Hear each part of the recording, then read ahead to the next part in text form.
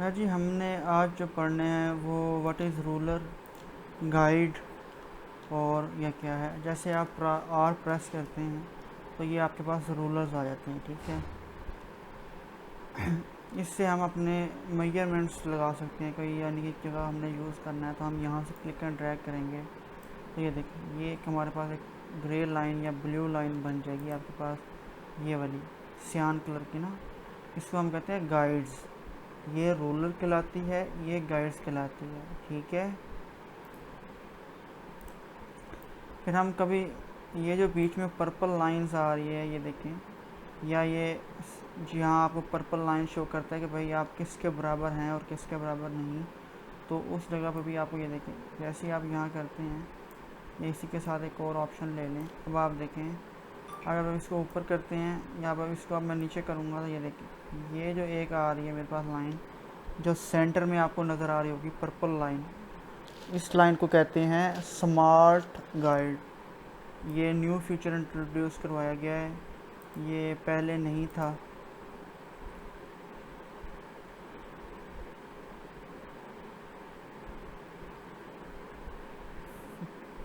अरे देखो, मैं फिर चैट ऑफ कर दूंगा। क्लास में है तो क्लास लें, फिर एंड पे जितनी मर्ज़ी गपशप लगाएं, बेशक रात सारी बैठे रहें, मुझे कोई इशू नहीं है, ठीक है। पहले क्लास ले लें ताकि कोई चीज़ मिस ना हो।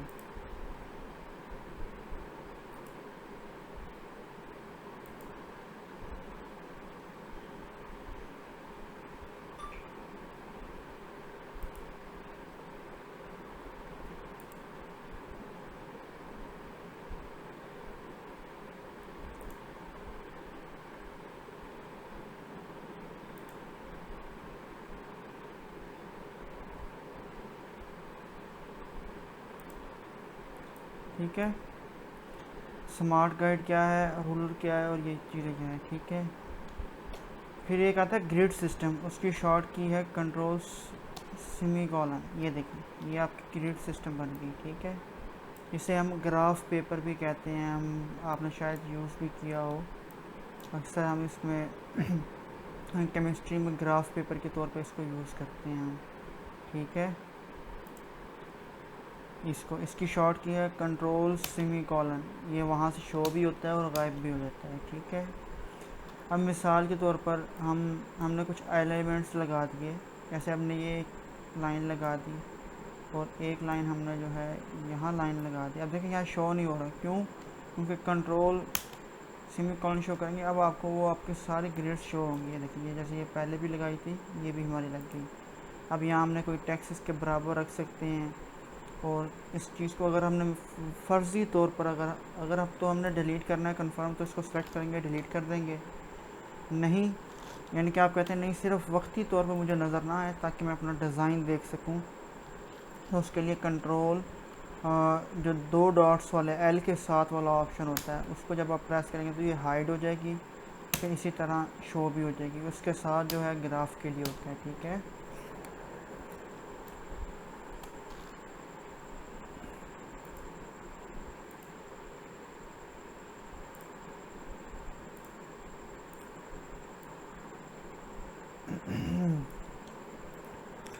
रिफ्लेक्ट टूल हमारा हो गया, उसके बाद स्केयर टूल्स भी हो गए थे, उसके बाद ये सारे टूल्स हो गए हैं। आई ड्रॉपर हमारा हो गया है।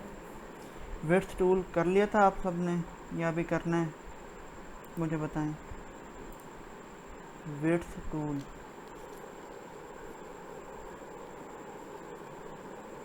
हो गया था, चलो ठीक है, ओके हो गया। मैं अभी फ्री हुआ हूँ, एक्चुअली मैं गेस्ट आए हुए थे, तो मैंने ना पिछले लेक्चर देखे भाई क्या क्या पढ़ाया है, उतना बस। अच्छा जी, इससे अगला हमारे पास है पाथ फाइंडर और शेप बिल्डर टूल। यहाँ से आप इसको खोल लें, F9। ये है, यही हम पढ़ रहे थे लास्ट लेक्चर में, बट किसी वजह से मुझे, तबीयत की वजह से मुझे जाना पड़ा, ठीक है। अच्छा, इसमें जो मोस्टली यूज़ होते हैं, ये आपको थोड़ा से मैं डिटेल दोबारा बता दूँ। हम यहाँ दो शेप्स ड्रॉ कर लेते हैं और इसको सर्कल कर देते हैं, और इसका कलर जो है ब्लैक कर ठीक है।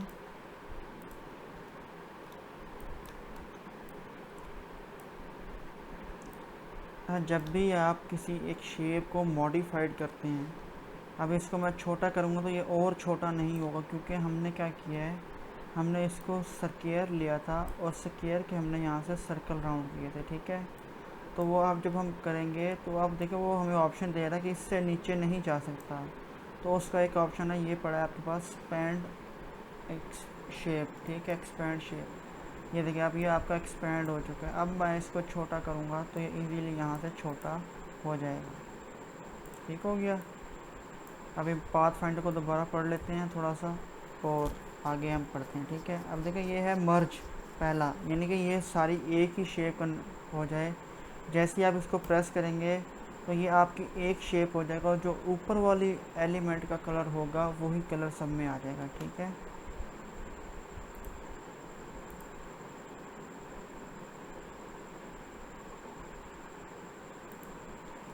ठीक है। नेक्स्ट जो है फ्रंट माइनस, यानी कि अभी आपको यहाँ शो भी हो रहा होगा, जो ऊपर वाला हिस्सा है वो गायब हो जाएगा। ये देखिए जहाँ जहाँ वो ओवरलैपिंग कर रहा होगा वो हिस्सा गायब हो गया, बाकी हिस्सा रह गया। ठीक है, अब मैं चाहता हूँ मेरा जो दोनों ओवरलैप एरिया है, यानी कि ये वाला एरिया मिट जाए, सिर्फ जो ओवरलैप एरिया है ये बच जाए, तो उसके लिए हम ये यूज़ करते हैं। ये देखिए, ठीक है। अगेन मैं चाहता हूँ ओवरलैपिंग ख़त्म हो जाए और बाकी एरिया रह जाए, तो उसके लिए ये यूज़ होता है हमारा। ठीक है, सेम अगर मैं चाहता हूँ कि ये सारे टुकड़ों में शेप हो जाए, यानी कि ये अलग शेप बन जाए, ये अलग शेप बन जाए और ये अलग शेप, तो हम यहाँ से डिवाइड का ऑप्शन यूज़ करते हैं। फिर हम जब इसको सेलेक्ट करेंगे, अनग्रुप करेंगे, तो अब ये हमारी अलग अलग शेप होंगी। ठीक है,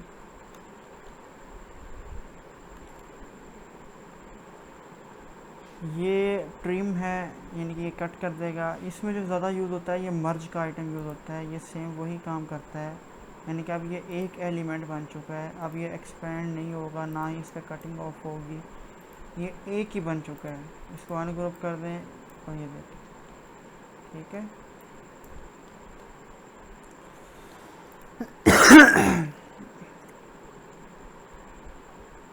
अच्छा जी। उसके बाद अलाइन पैनल आता है हमारे पास, वेरी इंपॉर्टेंट पैन है ये टूल हमारे लिए, क्योंकि इससे हम अपनी अलाइनमेंट ठीक करते हैं मोस्टली। ठीक है, ये इसके कुछ ऑप्शंस यहाँ भी अवेलेबल होते हैं, कुछ ऑप्शन आपके पास यहाँ भी होते हैं, और मेन जो पैनल होता है वो ये होता है अलाइन पैनल। ठीक है, इसकी सेटिंग थोड़ी सी समझ लें। ये पहले सेटिंग है, align to artboard, align to selection. आपने मिसाल के तौर पे ये दो हैं, तो मैं जब इन दोनों को सिलेक्ट करूँगा और मेरा यहाँ से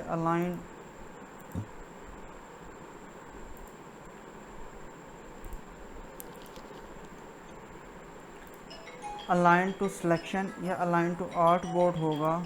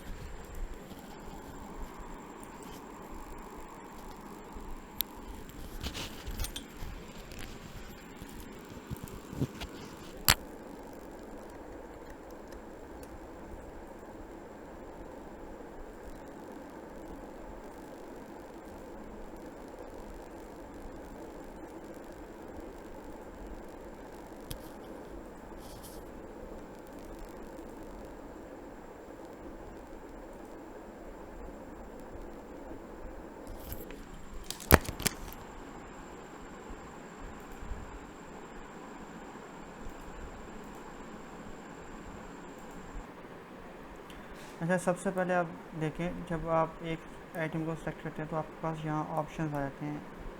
ये 3-4 ऑप्शन है, अलाइन टू सिलेक्शन और अलाइन टू आर्ट बोर्ड। मैं mostly align to art board रखता हूँ। इसका फ़ायदा ये होता है, मिसाल के तौर पे आप कहीं भी इस जगह पे, आप कैनवस पे किसी भी जगह पर हैं, ये देखें मैं इसको इधर ले जाता हूँ और इसका कलर चेंज करते हैं हम ग्रीन।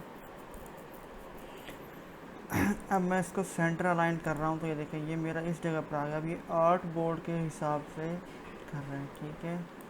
अगर मिसाल के तौर पर मैं चाहता हूँ कि नहीं ये एक एलिमेंट है, इसके मुताबिक हो, तो जब हम दोनों को सेलेक्ट कर लेंगे, फिर जब एक के ऊपर जाके आप क्लिक करेंगे तो वो ज़्यादा हाईलाइट हो जाएगा। इसका मतलब ये है कि अब आप जितना भी अलाइन करेंगे वो इसके मुताबिक होगा, ना कि आर्ट बोर्ड के, ठीक है।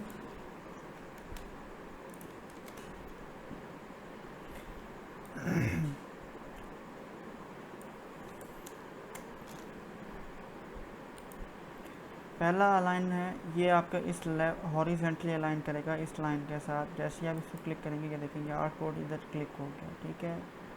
इसको आपने सेंटर में करना है तो ये सेंटर करेगा बाय हॉरिजेंटल, इस लाइन के मुताबिक, ठीक है। अगेन अगर आप अगला देखें तो ये आपको लेफ़्ट साइड पे अलाइन करेगा, ठीक है। सेम अगर आप कहते हैं कि नहीं मेरा जो अलाइनमेंट है वो ऊपर वाली साइड पर हो, जहाँ से ऊपर यहाँ हो, तो हम ये वाला पैनल यूज़ करते हैं। और ये देखिए जैसे हम क्लिक करेंगे ये इधर आ जाएगा।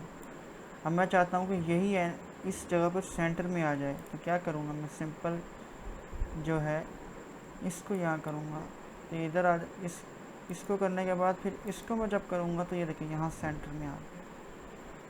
हॉरिजेंटल अलाइन करने के लिए आपने ये वाले 3 ऑप्शन यूज़ करने हैं और ये वाले आपने वर्टिकली अलाइन करने के लिए यूज़ करने हैं। अब मैं चाहता हूँ बिल्कुल सेंटर में आए हमारे आर्ट बोर्ड, तो सिंपल आप इसको एक मरतबा क्लिक करें, इसको आप एक मरतबा क्लिक करें, ये आपका ऑब्जेक्ट बिल्कुल सेंटर में है, यानी कि जो इसका सेंटर पॉइंट है वही आपके आर्ट बोर्ड का सेंटर पॉइंट कहलाता है, ठीक है। इसी तरह अगर आपने 2 शेप्स ले ली हैं और अब आप इसको ये देखिए आगे पीछे, मिसाल के तौर पर मैं चाहता हूँ कि इसको इसके बराबर लेकर आना है, तो मैं इसको सेलेक्ट कर लूँगा। अब मैं इसको क्लिक करता हूँ तो ये हाईलाइट हो जाएगा। जैसे ही मैं आप देखें अब ये जितना भी काम करेगा इस सेंटर पॉइंट के मुताबिक काम करेगा। अब मैं कहता हूँ इसके बिल्कुल बराबर आ जाए, तो मैं यहाँ से क्लिक करूँगा, ये देखेंगे बिल्कुल इसके बराबर में आ गया। अब मैं कहता हूँ कि इसके बिल्कुल यहाँ था, मैं चाहता हूँ कि सिर्फ हॉरिजेंटली इसके बराबर आए, तो ये हॉरिजेंटली ये दोनों मूव क्यों हुए हैं, क्योंकि हमारा एक हाईलाइट नहीं था। जब आप हाईलाइट नहीं करेंगे तो ये आपका आर्ट बोर्ड के मुताबिक हॉरिजेंटल अलाइन करेगा। जब आप इसको सेलेक्ट करके करेंगे ये, तो ये इस सिलेक्शन के मुताबिक आपका उसको अलाइन करेगा, ठीक है।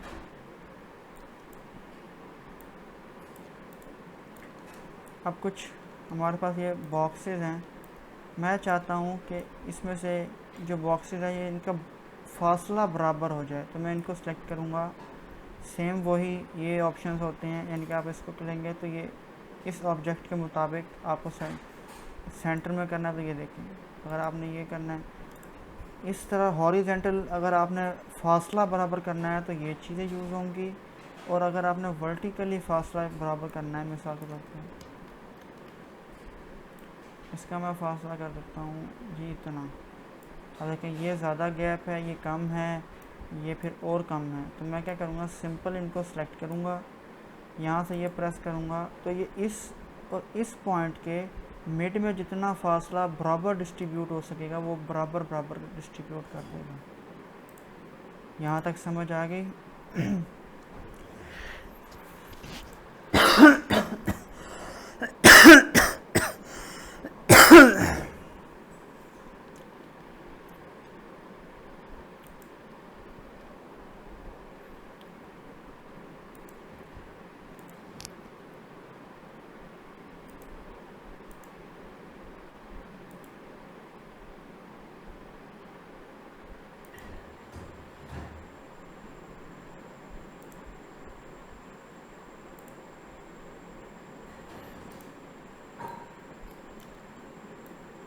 ठीक है, अब हमारा अलाइन पैनल हो गया। ठीक है, ये जो सेटिंग उधर थी उधर भी ये चीज़ें हैं।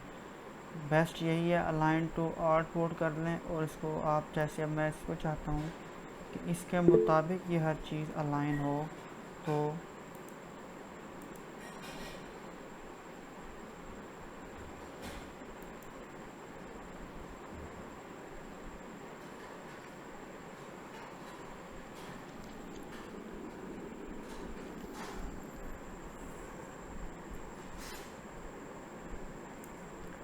ठीक है। नेक्स्ट हमारे पास जो टूल्स आता है,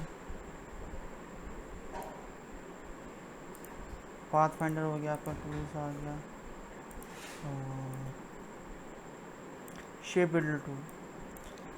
अब मिसाल के तौर पर हमने एक आइकन बनाया ये, ठीक है, या और हमने इसके ये वाला पॉइंट ये लेंगे, ये वाला और ये वाला पॉइंट पकड़ा और हमने इसको ये बना दिया। ठीक है, अब इसको सिंपल हम क्या करेंगे, एक्सपैंड शेप। ये देखिए एक्सपैंड शेप मतलब ये शेप आपकी एक शेप बन चुकी है, इसको हम छोटा बड़ा भी कर सकते हैं। ठीक है, इसके साथ शेप बिल्डर पहले आपको समझा दूँ सिंपल। जैसे ये एक एलिप्स है हमारे पास, फिर एक और एलिप्स है, हमने ये ड्रैग किया। अब मैं ये चाहता हूँ इन दोनों को जब आप सेलेक्ट कर लें, शेप बिल्डर की शॉर्ट की है शिफ्ट एम और ये पड़ा हुआ है आपका। ठीक है, जैसे ही आप लेकर आते हैं ये देखें ये आपकी शेप्स बनाता है। इसका मकसद होता है जो एरिया ओवरलैप हो रहा है, जैसे यानी कि ये यहाँ से ओवरलैप हो रहा है और ये ओवरलैप हो रहा है। अगर मैं चाहता हूँ कि इस शेप को एक अलग शेप बन जाए, ये तीनों अलग शेप बन जाए, तो मैंने सिंपल क्या करना है, ये एक क्लिक किया, ये दूसरा और ये तीसरा। ठीक है, अब ये तीनों अलग अलग शेप हैं। अब आप इसको सिलेक्शन टूल लें, ये अलग है आपकी, ये अलग है और वो अलग है शेप। ठीक है, ये बहुत यूज़ होता है शेप बिल्डर टूल। और अब मैं चाहता हूँ कि ये दो शेप्स मिल जाएं और ये रह जाए, यानी कि इस पे सेम पाथ फाइंडर वाला है, उधर अलग अलग ऑप्शन होते हैं, इधर जो है आपके पास खुली छूट होती है, जहाँ से मर्ज़ी आप बना लें। ठीक है,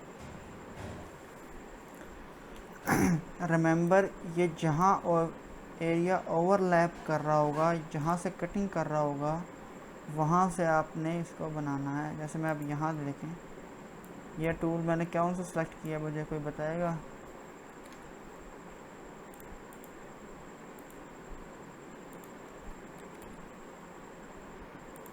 अब देखिए ये बन गया शिफ्ट डी,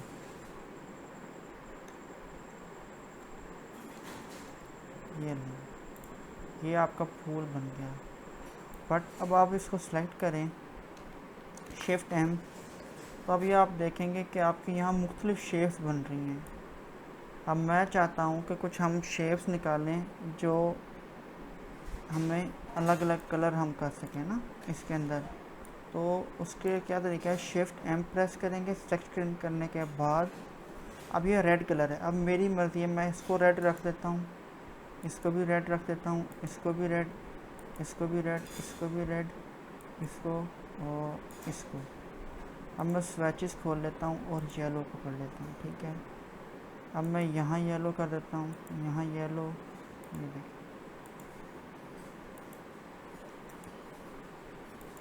ठीक है, ऐसे ही मैं ब्लू करता हूँ, ये ब्लू आ गया, ये आ गया,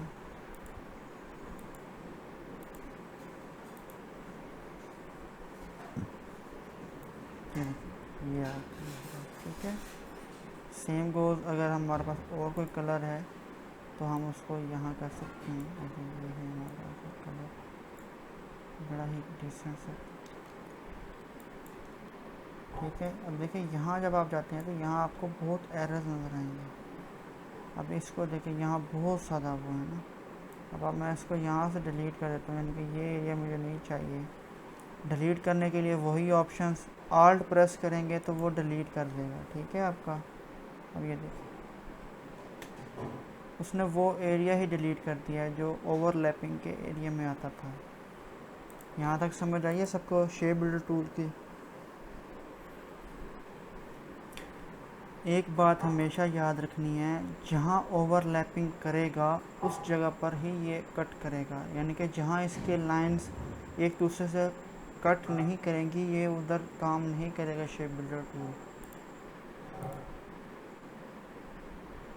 ये हमारे लोगोस में बहुत काम आता है, एक ये और एक जो हमारा अगला है ऑफसेट पाथ।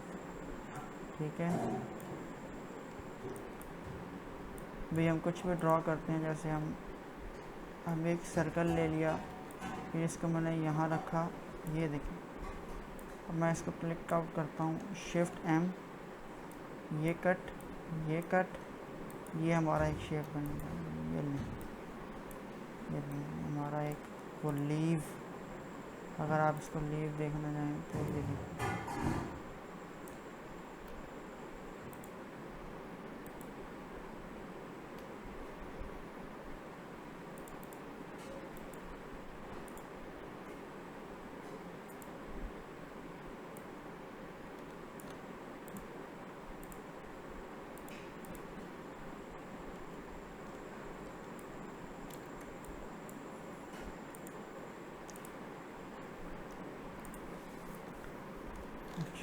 नेक्स्ट हमारे पास जो अभी ये ऑब्जेक्ट्स में हम जाते हैं, यहाँ कुछ हमारे पास टूल्स पड़े हैं, हम वो पढ़ते हैं। जैसे शेप पाथ है, शेप है, पैटर्न्स है, ब्लेंड है और ये है। ठीक है, ब्लेंड क्या करता है, किसी भी दो चीज़ों का मिक्सचर जब भी हमने बनाना होता है उसको कहते हैं ब्लेंड।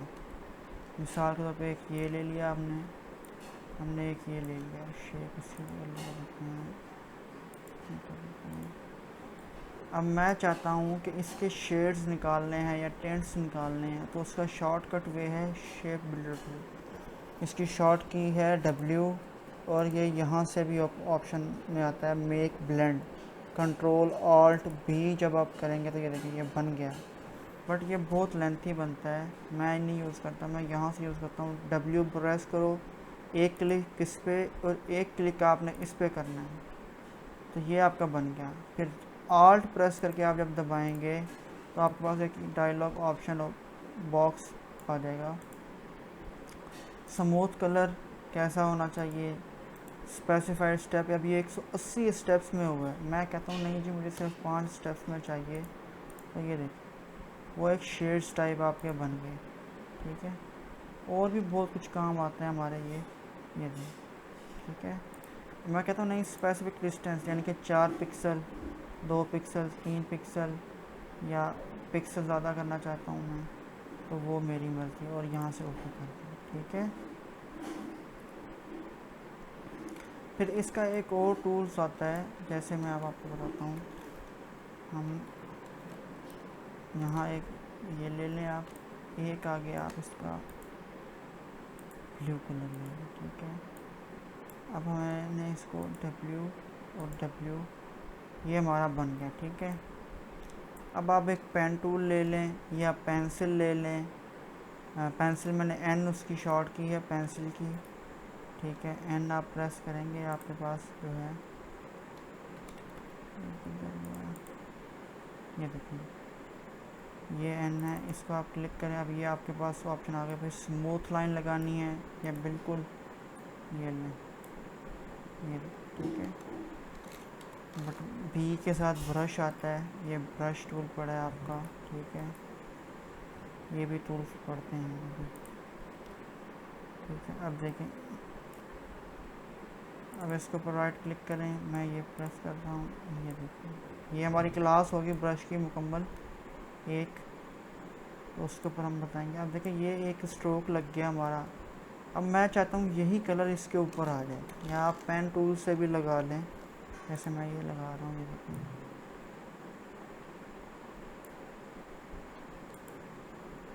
ये बन गई हमारी लाइन। V प्रेस किया, इस दोनों को सिलेक्ट कर लिया, दोनों को ऑब्जेक्ट, ब्लेंड, रिप्लेस स्पाइन, यानी कि जैसे ही आप इसको क्लिक करेंगे ये देखेंगे ये वो जो आपने ब्लेंड किया था ये उसके ऊपर आपका इफेक्ट लग चुका है। ठीक है,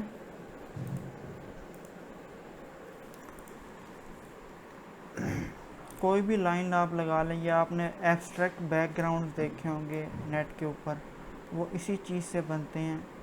यानी कि कोई भी दो कलर्स यूज़ करने के बाद उसको ब्लेंड किया, एक लाइन लगाई और उसके ऊपर स्पाइन के ऊपर रखते हैं, ठीक है।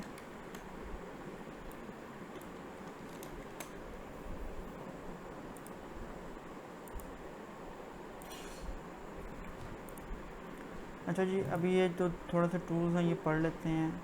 मिसाल के मैंने शायद बताया भी हूँ, स्मूथ टूल क्या करता है और वो क्या करता है, हमारा पेन टूल क्या करता है। अब देखें ये लाइन मेरे से टेढ़ी लग गई, ठीक है। अब मैं क्या करूँगा, इसके लिए हमारे पास एक टूल है स्मूथ टूल, ये पड़ा है। ये जैसे आप इसके ऊपर चलाएंगे ना ऐसे, ये आपकी कर्व्स को स्मूथ करने के काम आता है ज़्यादातर। मैं इसको यहाँ ज़्यादा भी नहीं यूज़ करना, अगर ज़्यादा यूज़ करेंगे तो ये बिल्कुल जो है ना इसको वो कर देते हैं। अलबत्ता आपकी पेन टूल की इतनी प्रैक्टिस होनी चाहिए कि आपको ये टूल्स यूज़ ना करने पड़े। इसीलिए मैंने पेन टूल की इतनी बड़ी असाइनमेंट दी थी आपको कि आपके पेन टूल्स की जितनी प्रैक्टिस हो सके वो बहुत है, ठीक है।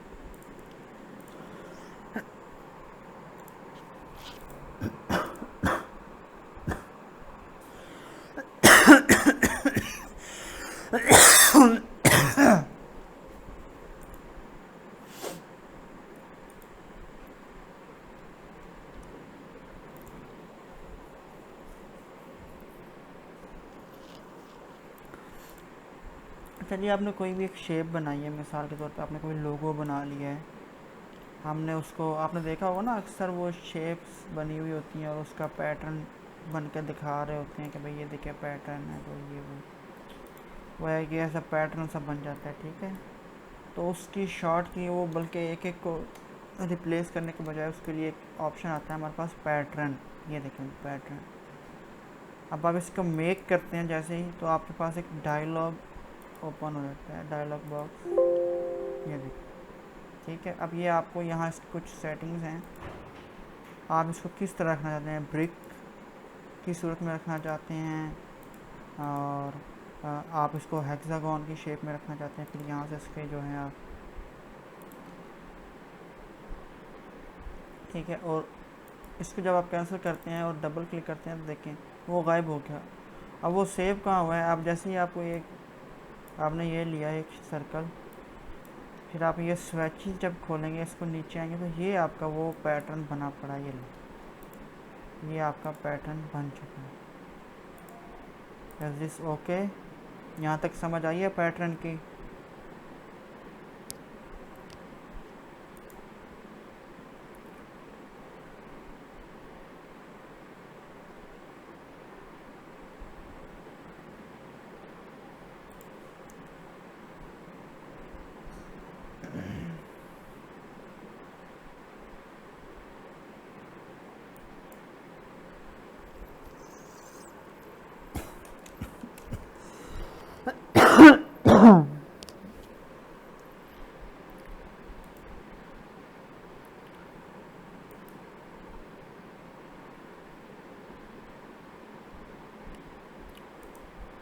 अच्छा जी,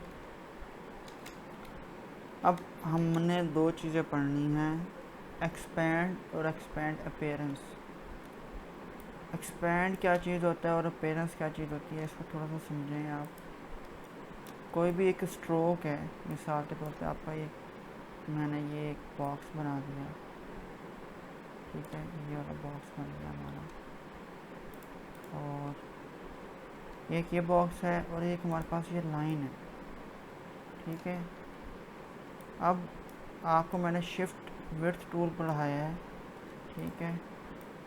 अब मैं इसके साथ थोड़ा सा प्ले करता हूँ, मैं इसको शिफ्ट डब्ल्यू प्रेस करूँगा, मेरे पास विड्थ टूल आ जाएगा, और ये देखिए, ठीक है।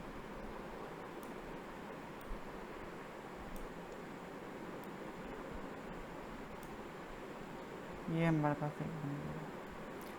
फिर जब आप आपका ये एक बॉक्स है, इसके अंदर स्ट्रोक्स हैं, ठीक है।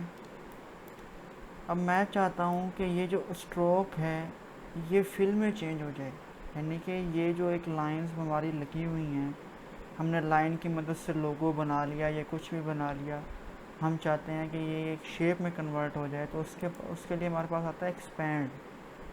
आप जैसे एक्सपैंड पे क्लिक करते हैं, ये देखें वो पूछ रहे हैं आपसे फिल और स्ट्रोक, आप ओके करेंगे तो ये देखें ये अब आपकी एक शेप बन चुकी है। जो ब्लैक बॉक्स था, अब देखें ये यहाँ फिल आ चुका है, एक्स ख़त्म हो गया है। अब आप इसी को कंट्रोल एक्स करें तो ये देखें ये हमारे पास पहले स्ट्रोक है ना, जैसे ही मैंने इसको वो किया है, एक्सपैंड किया है, तो ये शेप में कन्वर्ट हो गया है, यानी कि फिल में कन्वर्ट हो गया है। ठीक है, ये होता है सिंपल लाइंस के लिए, यानी कि जो सिंपल लाइंस हमने बनाई हैं उसके अंदर ये काम करता है हमारा। और अगर मैं चाहता हूँ कि अभी मैंने एक स्ट्रोक के साथ छेड़खानी की है, या कुछ इसके ऊपर यहाँ से कुछ एक स्ट्रोक के ऊपर इफ़ेक्ट लगा दी, जैसे ये इफ़ेक्ट है हमारे पास, इसका मतलब है कि हमने स्ट्रोक के ऊपर एक इफ़ेक्ट लगा दिया। इफ़ेक्ट को जब भी हम शेप में कन्वर्ट करने के लिए यूज़ करते हैं तो वो एक्सपैंड अपीयरेंस होता है, यानी कि कोई भी, ये देखें अब यहाँ वो एक्सपैंड नहीं आएगा, यहाँ एक्सपैंड अपीयरेंस आएगा। क्यों? क्योंकि हमने लगाई तो एक लाइन थी, फिर उसके अंदर हमने जो है उसके ऊपर यहाँ से स्ट्रोक में जाके एक इफ़ेक्ट है वो लगाया है, जिसकी मदद से अब हमारा जो है यहाँ ये एक्सपैंड अपीयरेंस आ जाए। अब देखिए ये जैसे आपने एक्सपैंड अपीयरेंस किया, ये आपका फिल्म में चेंज हो गया। क्या चीज़ दोबारा बता दूँ अरसलान?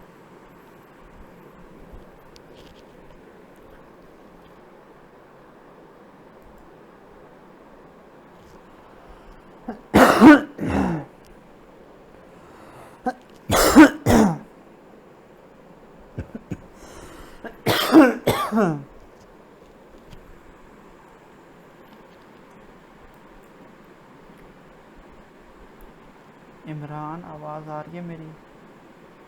अच्छा, पैटर्न मैं बता देता हूँ।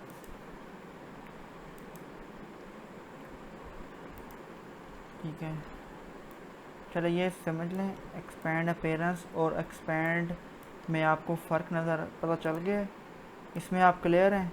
एक्सपैंड अपीयरेंस एंड एक्सपैंड में क्या फ़र्क होता है? फरीदा बैठी है, हमज़ा बैठा है, कासिम मेरा हम नेम बैठा है।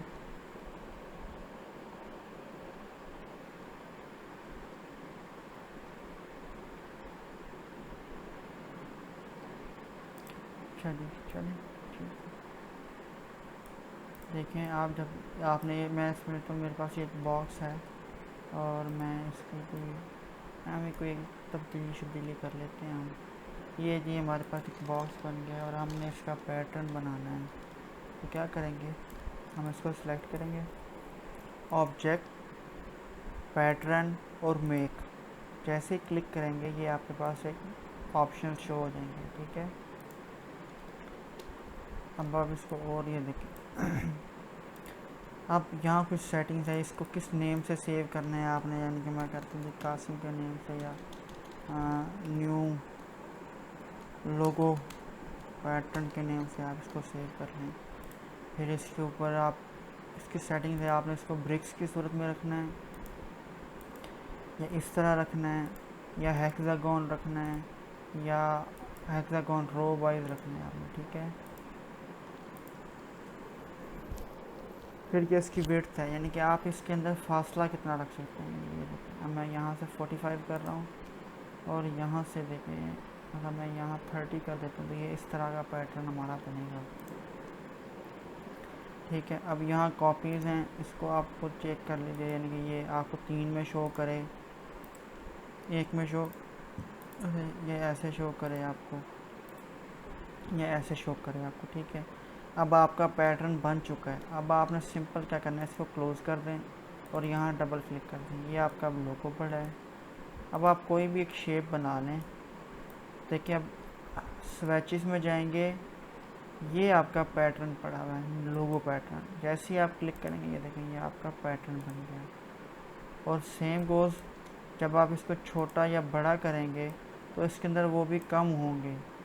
ठीक है, अगर आप कहते हैं कि अब मेरा यहाँ आके ये लोगो जो है ना यहाँ फिट बैठ गया है, जहाँ से मैं अपना काम कर सकता हूँ, ये देखिए, ठीक है।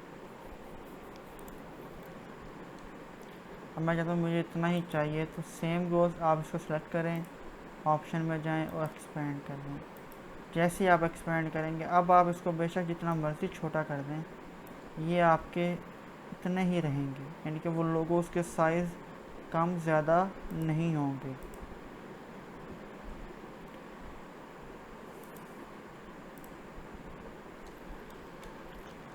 ठीक हो गया। ये जब हम आगे जाके प्रेजेंटेशन बनाएंगे ना, आगे मैं आपको बताऊंगा भाई प्रेजेंटेशन कैसे बनाएंगे, तो उधर जाके हमारा ये काम शो होता है। डी प्रेस करेंगे फॉर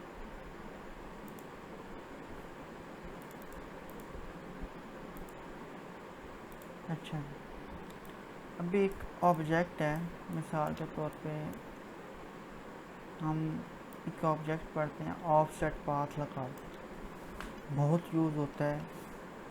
आपकी सोच है कि कैसे कैसे यूज़ होता है ये, ठीक है। आज मैं आपको वो ऑफसेट पाथ बता देता हूँ। ये दो जगह पे आता है ऑफसेट पाथ आपके पास। एक तो आपके पास प्रॉपर्टीज़ के पैनल में भी आ रहा होता है, जैसे ये है, ये लिखा हुआ है ऑफसेट पाथ। ऑफसेट पाथ का मतलब होता है कि इसके इसी शेप को एक्सपेंड करना, कितने पिक्सल तक करना है वो आपका। इसके दो ऑप्शन है, एक तो ये पाथ ऑफसेट पाथ, और नहीं तो ये ऑफसेट पाथ यहाँ पर है। जैसे ही आप ऑफसेट पाथ लगाएंगे, ये आपसे पूछ रहा है कितने ऑफसेट पाथ का। अब मैं इसको कम करता हूँ, मैं कहता हूँ नहीं जी ये देखें, अब आपको शायद नज़र आ रहा हो, शेप हमारी यही है, ये उसको उसकी बैक साइड पर उसी की कॉपी जनरेट कर रहा है, बट उसी को चारों तरफ से बड़ा छोटा कर रहा है, ठीक है। ठीक हो गया ये। अब मैं चाहता हूँ कि इससे छोटी बने, तो मैं माइनस में ले जाऊँगा, ये देखो, ठीक है।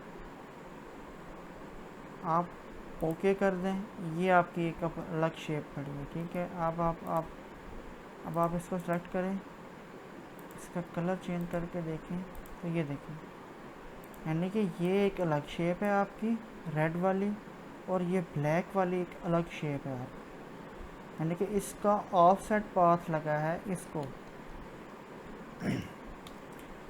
आपने अक्सर देखा होगा कुछ ऐसा आपके ऊपर एक इफेक्ट लगता है कि यहाँ से चीज़ ऊपर जा रही है, फिर यहाँ से चीज़ नीचे को जा रही है, ठीक है। अब मिसाल के तौर पे हम एक ए लेते हैं, ए, और हम इसको जो है ना बड़ा लिख लेते हैं ए, और यहाँ से ऑफ, चलो यही रहने देते हैं, ठीक है। अब ये है टेक्स्ट हमारा, इसको हमने शेप में कन्वर्ट करने के लिए हमारे पास राइट क्लिक क्रिएट आउटलाइंस, ठीक है, ये कह देते हैं। अब ये शेप में चेंज हो गया, इसकी शॉर्ट की है कंट्रोल शिफ्ट ओ, तो ये आपकी शेप में कन्वर्ट हो जाएगा, ठीक है। अभी देखें, मैं आपको बताता हूँ जो मैं चीज़ें आपको सिखाई हैं वो कहाँ काम आती हैं आपकी। ये देखें, मैंने एक लाइन लगाई यहाँ,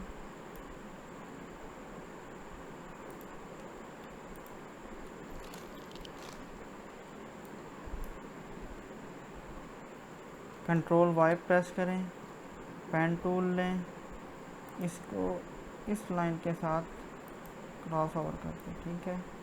अगेन यहाँ एक लाइन लगाएं, एक लाइन में ये लगा दें, ठीक है। अब आप कंट्रोल वाई करें, सेलेक्ट करें, शिफ्ट एम। अब आप शिफ्ट एम जब करते हैं तो ये देखें, ये आपका ए कट गया, यानी कि ए का जो सेंटर वाला हिस्सा है वो हमारा कट आउट हो गया, ख़त्म हो गया। अब हमने उसको क्या करना है,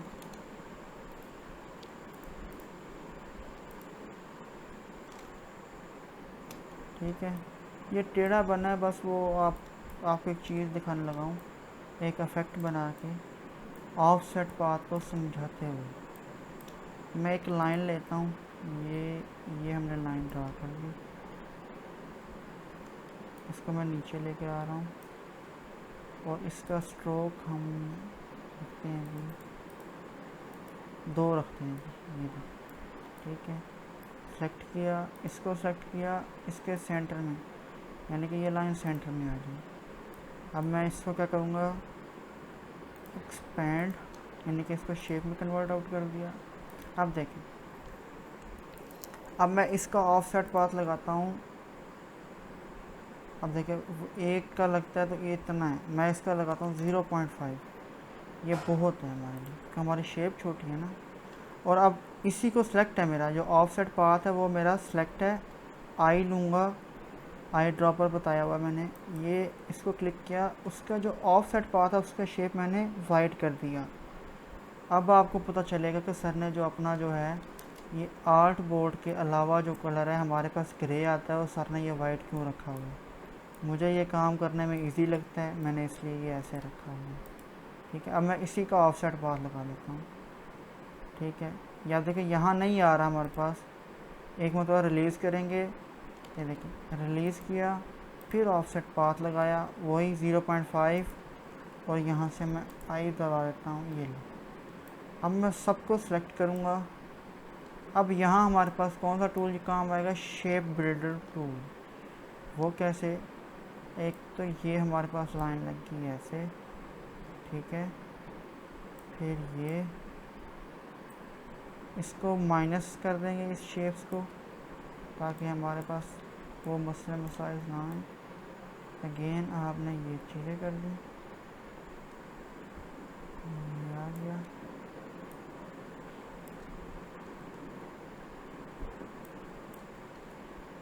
ठीक है, यहाँ से भी एक चीज़ कट करेंगे हम, ये चीज़ आ जाएगी यहाँ तक। ठीक है, अब मैं इसको, अभी अब वो कलर हमारा वो है ना, तो आपको समझ नहीं आएगी। अब मैं जब इसको बना लूँगा तब आपको समझ आएगी कि सर ने किया क्या। ये लें, ठीक है। अब मैं इसका कलर करता हूँ ब्लैक। अब आप जब इसको दूर से देखेंगे ना, तो ये ऐसे लगेगा जैसे ये वाला हिस्सा जो है ये नीचे से जा रहा है, ये वाला हिस्सा इस ए के ऊपर से जा रहा है। तो ऐसे कट लगाने के लिए हमारे पास ऑफसेट पाथ और शेप बिल्डर टूल यूज़ होते हैं। ये लोगों में बहुत यूज़ होते हैं ये 2 टूल्स, और विड्थ टूल। फिर उसके बाद समझ आई हमज़ा, उमर।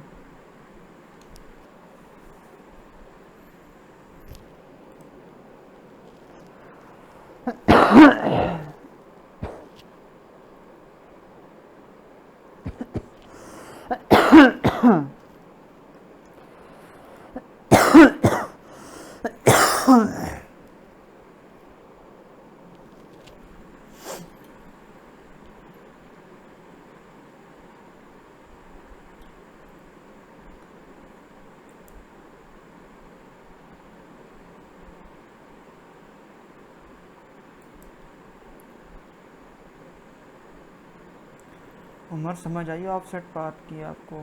कासिम,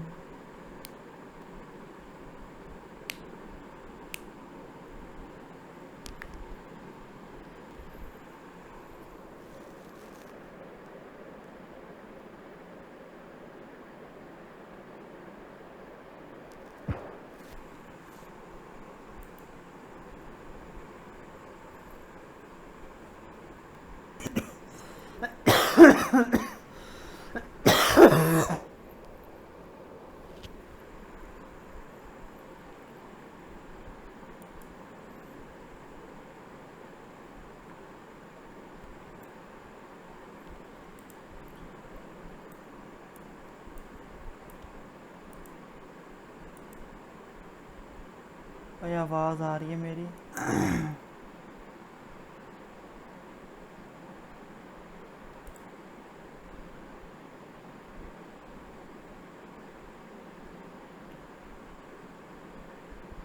ओके, देखें कासिम, आपकी अपनी मर्ज़ी है। मैं mostly shape builder tool use करता हूँ।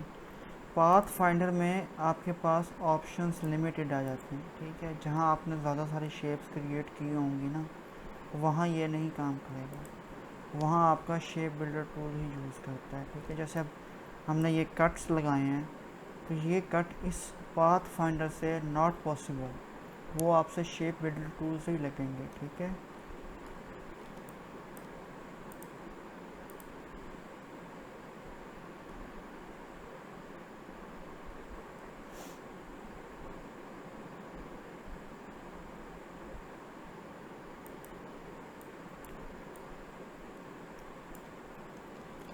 चलो जी आज का लास्ट टूल पढ़ते हैं और हम अपना आज का काम ख़त्म करते हैं। कोई भी एक शेप टूल ले लें। बेसिकली ये टूल्स भी कहलाता है बट कलर में आ जाता है। इसको हम कहते हैं ग्रेडियंट टूल। ठीक है, इसकी शॉर्ट की है जी।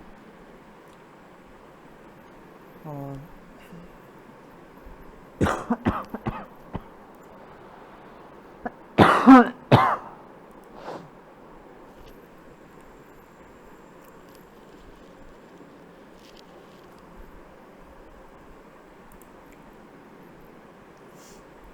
ग्रेडियंट टूल होता है किसी भी दो कलर को एक ही शेप के अंदर मर्ज करने का नाम होता है। ठीक है, ये जैसे आप देखिए, अब जैसे आपने जी प्रेस किया तो ये आपका ग्रेडियंट लग गया।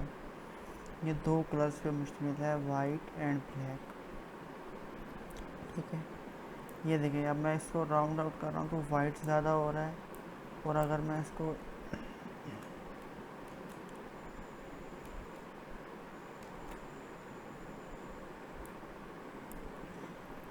अगर मैं मूव करता हूँ तो यहाँ ब्लैक ज़्यादा हो जाएगा। ठीक है, बट ये यहाँ तक आधा ब्लैक है और आधा वो है। अब मैं चाहता हूँ कि ये वाइट वाला इस साइड पे आ जाए और ब्लैक वाला इस साइड पे चले जाए। तो ये देखिए यहाँ लिखा हुआ है रिवर्स। आप जैसे क्लिक करेंगे तो ये इस तरह हो जाएंगे। अब अगर आपने इसके अंदर कलर फिल करना है तो इसको डबल क्लिक करें। ये आपके पास स्वेचेस पड़े हैं, यहाँ से आपने अपना कुछ कलर बनाना है ख़ुद का RGB, यानी कि मैं यहाँ से कुछ ये कलर बना लेता हूँ।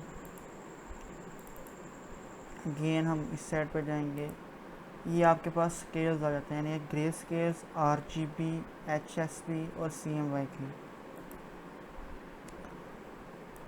ठीक है, ये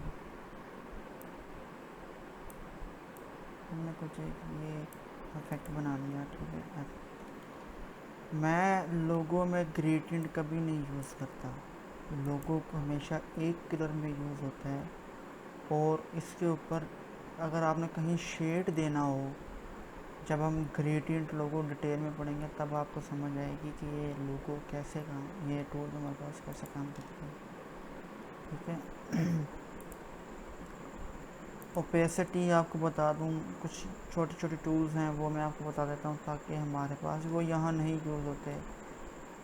ठीक है, जैसे ये ट्रांसपेरेंसी है, आपने इसको कितना ट्रांसपेरेंट रखना है, यानी कि नीचे वाला ऑब्जेक्ट आपको कितना नज़र आना चाहिए, उसकी ओपेसिटी को आप यहाँ से कंट्रोल आउट कर सकते हैं।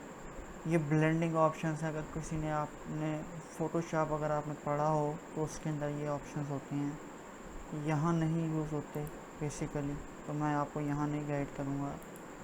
जहाँ फ़ोटोशॉप है हमारा वहाँ हम यूज़ करेंगे। ठीक है,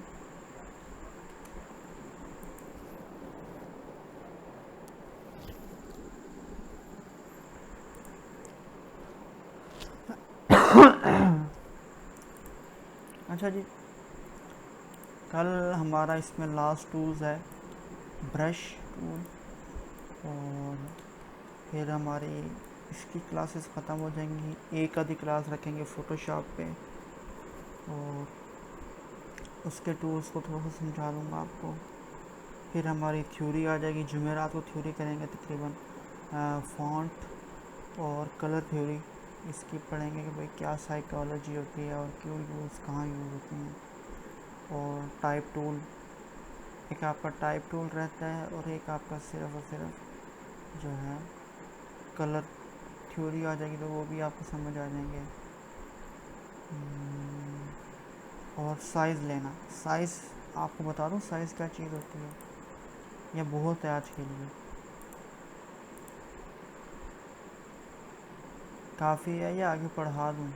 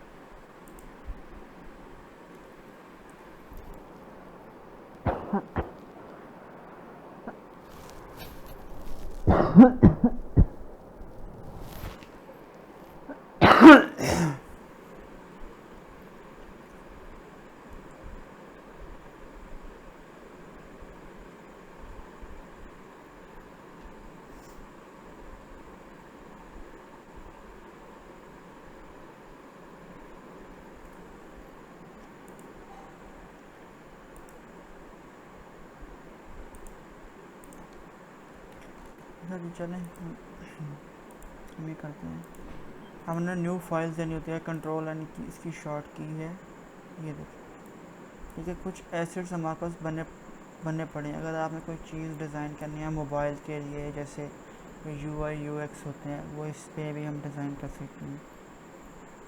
तो ये आपके पास उसकी स्क्रीन साइज़ हैं। अगर आपने कोई वेबसाइट डिज़ाइन करनी है तो आप सिंपली वेब पे जाएंगे और वेब पे यहाँ से साइज़ पड़े हुए हैं डिफरेंट्स। जो हमारे लिए यहाँ यूज़ होता है वो होता है प्रिंट मीडियम और film and video and art and illustration, ठीक है। अब यहाँ आप अपनी फाइल्स का नेम रख सकते हैं, जैसे मैं यहाँ रख देता हूँ क्लास वर्क, ये आपकी विड्थ है। अब आपके पास मुख्तलिफ साइज़ होते हैं जिस चीज़ के लिए आपने डिज़ाइन करना है, ठीक है। लोगों के लिए कोई मखसूस साइज़ नहीं होता, वो आप अपनी मर्ज़ी से जिस मर्ज़ी आर्ट बोर्ड पे बना लो, फिर उसको आप एक्सपोर्ट उस पर कर लो, ठीक है। और यहाँ अब आपके पास सेंटीमीटर, आपके पास जो है मेजरमेंट्स आ जाती हैं। मैंने पिक्सल सेलेक्ट किया हुआ है, पॉइंट्स हैं, इंचज़ हैं, फीट है, फीट एंड इंचज़ हैं, यार्ड्स हैं, मिलीमीटर है, सेंटीमीटर है, मीटर्स है, ठीक है। और ज़्यादातर इंचज़ यूज़ होता है या पिक्सल यूज़ होता है, ठीक है। जैसे इंस्टाग्राम के लिए आप लोगो या कोई भी साइज़ बना रहे हैं, उसकी विड्थ होती है A180 1080 बाई 1080, ठीक है। और देखिए ये 1080 बाई 1080 पिक्सल्स है। अब आप इसकी हॉरिजेंटल रखना है आपने या वर्टिकल, ये तो बराबर आएगा ना। मैं इसको रखता हूँ 720, ठीक है। मैं क्रिएट करता हूँ, ये देखें ये फिल वक्त हमारे पास आया इस शेप में, यानी कि लेटा हुआ। अगर तो मैं चाहता हूँ कि ये शेप रख के इस तरह आए, यानी कि सीधा जैसे एक पेपर होता है, तो उसके लिए आपको यहाँ से ये वाला ऑल्टेशन आपने चूज़ करना है। जैसे देखिए जैसे ही आप करते हैं तो आपको बताता है कि इसमें आपकी विड्थ इतनी है, हाइट इतनी है।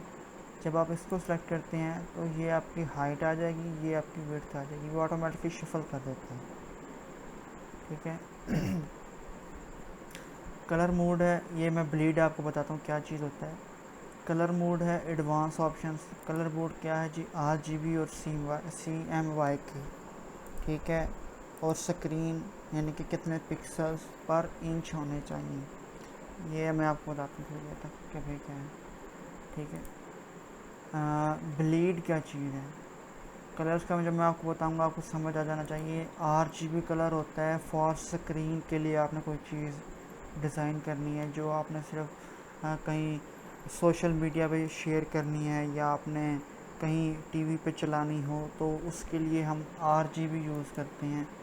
ये कलर थोड़े से शार्प होते हैं, आँखों को ज़्यादा अट्रैक्ट करते हैं बानिस्बतन CMYK। जहाँ लफ्ज़ आ जाए कि प्रिंट, जब भी प्रिंट का लफ्ज़ आएगा आपने बिना सोचे समझे CMYK कलर यूज़ करना है, ठीक है। जहाँ भी प्रिंट का ऑप्शन हो जाए, आप कुछ भी डिज़ाइन कर रहे हैं, लोगो है, फ्लायर है, बिजनेस कार्ड है, इवन कि आप एक ऐड ही बना रहे हैं उसने कहा है ना मैंने इसे प्रिंट करवाना है, आपने चुप करके CMYK में आपने प्रिंट करना है, ठीक है।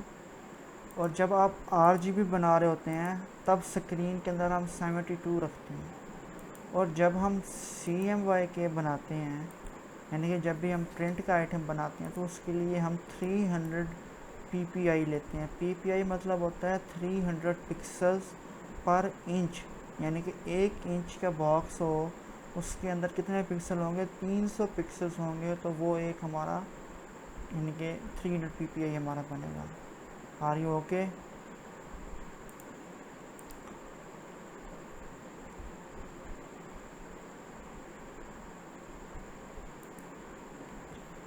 यस चैट डिले है, बिल्कुल ऐसे ही है। ब्लीड क्या चीज़ है, अब ब्लीड को थोड़ा सा समझें। अभी मैं एक मिसाइल लेते हैं बिजनेस कार्ड का, ठीक है, बल्कि मैं आपको ओपन करके दिखाता हूँ।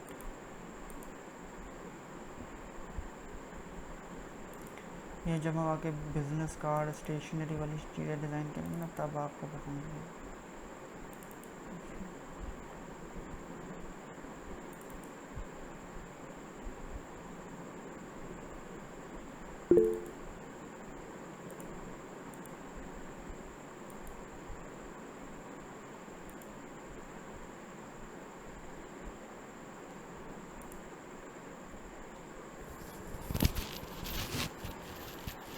ये मेरे फ़ोन में से अब आप ये देखिए,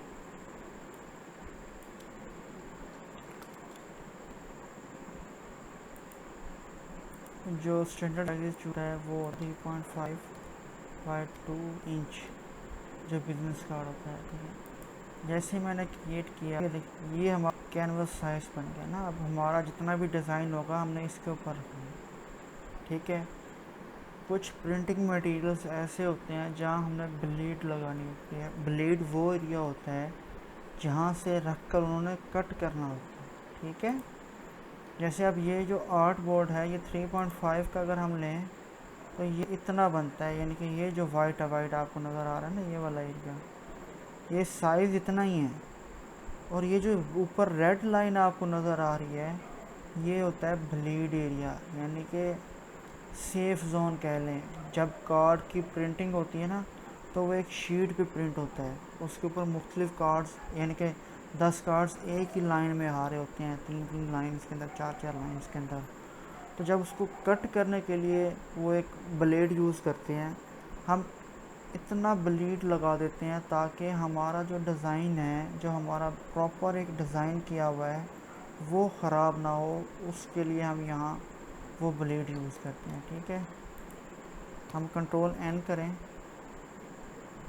अब वही साइज़ है बट मैं यहाँ से ब्लेड लगाता हूँ कि मुझे जो है ना 0.5 इंचज़ ऑल साइड्स चाहिए, यानी कि चारों तरफ से चाहिए। तो ऑल साइड अगर मैं इसको अनलिंक कर दूँ देन मैं इसको चेंज करूँगा तो देखेंगे एक चेंज होगा, एक नहीं चेंज होगा, ठीक है।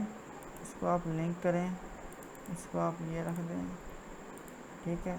अब जैसे ही आप क्रिएट करते हैं तो ये देखें, अब आपका जो डिज़ाइन रहेगा वो इस साइज़ में रहेगा इधर इधर, और जो कटिंग एरिया होगा वो ये लग जाएगा, ठीक है। समझ आ गई ब्लीड क्या चीज़ है?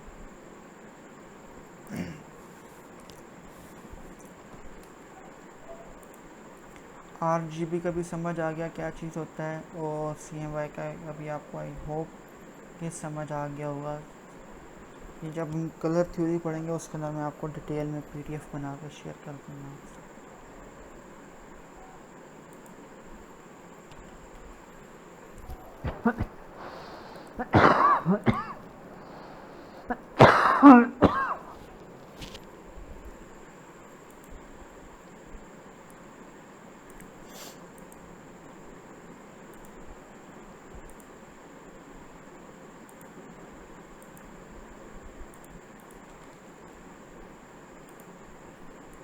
अब मिसाल के तौर पर मैंने यहाँ इंचेस ले लिया और मैंने क्रिएट कर लिया, ठीक है। अब मैं चाहता हूँ कि मैं इसको इंचेस के बजाय पिक्सेल्स में चेंज कर दूँ। आप कंट्रोल R प्रेस करेंगे, आपके पास रूलर आ जाएंगे। इसके ऊपर आप राइट क्लिक करें तो ये अब आप यहाँ आप चेंज कर सकते हैं। आप इसको पिक्सल में कर लें तो अब ये पिक्सल्स में आ जाएगा आपका ना, ये सारा बोर्ड पिक्सल्स में काम करेगा। और आप इंचेस में कर दें, आप फीट में कर दें।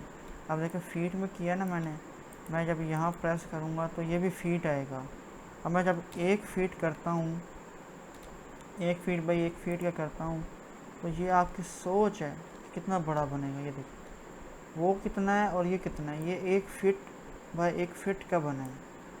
सेम गोल अगर मैं यहाँ से इंचज़ रखता हूँ और मैं इसको कहता हूँ जी मुझे आप 1 इंचज़ बाई 1 इंचज़ का बना के दो, तो ये देखिए ये बहुत 3.5 तो टोटल साइज़ है हमारा, उसमें से 1 इंचज़ बाई 1 इंचज़ का उसने बना दिया है। अब हमारी हाइट है 2 इंचज़ की ना, 3.2 की हमने रखा था। तो मैं इसको जब यहाँ रखूँगा, ये देखिए ये पूरा पूरा आ जाएगा इसके ऊपर, यानी कि 2 इंच ऐसे रहता तो हमने 2 इंच के 2 बॉक्स लगा दिए।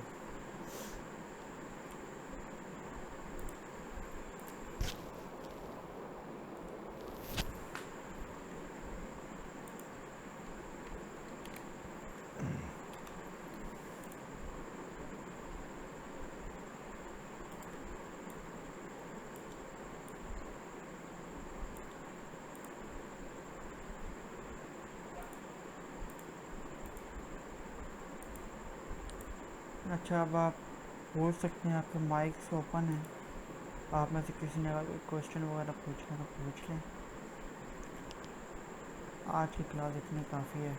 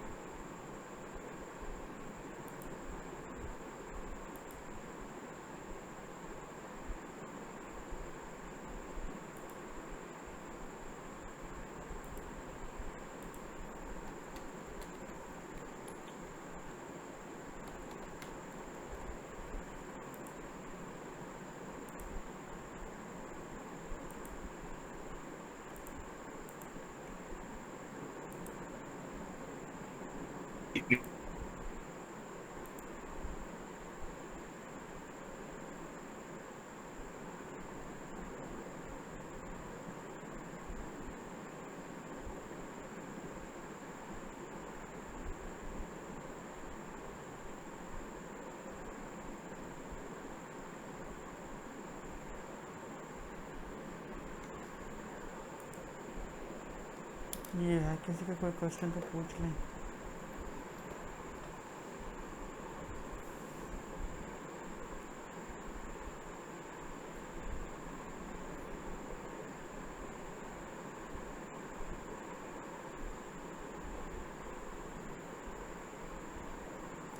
मेरी आवाज़ आप लोग को सही आ रही है? बिल्कुल क्लियर आ रही है?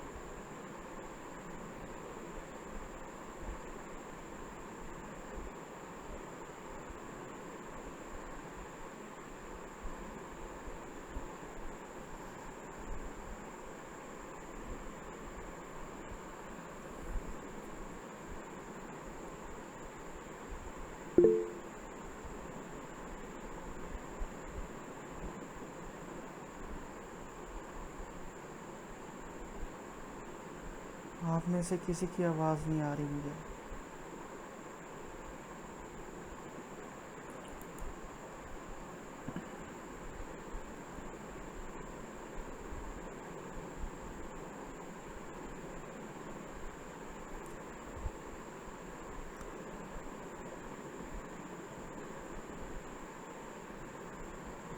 फरीदा आपको समझ आ गया सारा कुछ आज? ऑफसेट पाथ क्लियर है आप सबको? ऑफसेट पाथ में कोई इशू हो तो बताओ आप।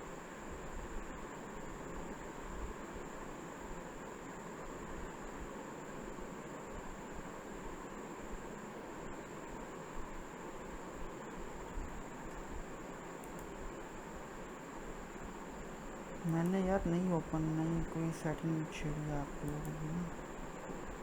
आप लोग अपना माइक भी ओपन कर सकते हैं, स्क्रीन भी कर सकते हैं, हर चीज़ कर सकते हैं। मेरी तरफ से कोई रुकावट नहीं है।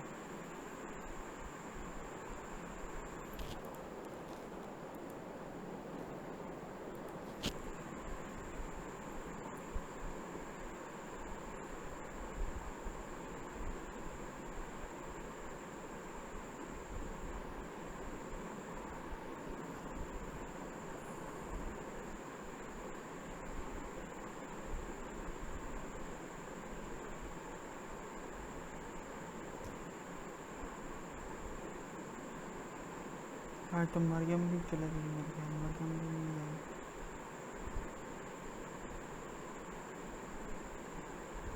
आप मुझे व्हाट्सएप पे पूछ लेना, अगर कोई क्वेश्चन हो ना तो आप मुझे व्हाट्सएप पे पूछ लिया करो, फिर मैं आपको अगली क्लास में बता दिया करूँगा, ठीक है? या उधर ही अगर मुझसे वॉइस सेंड भी करना है।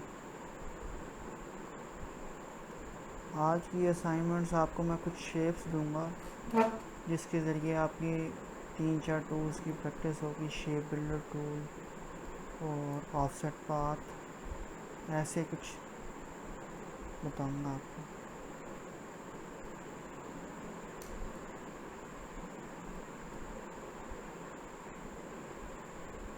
मुझे लगता है फ्रीदा लॉगिन हो के ना चुप करके सो जाती है, तो सर को कौन सा पता चलना है ना फ्रीदा।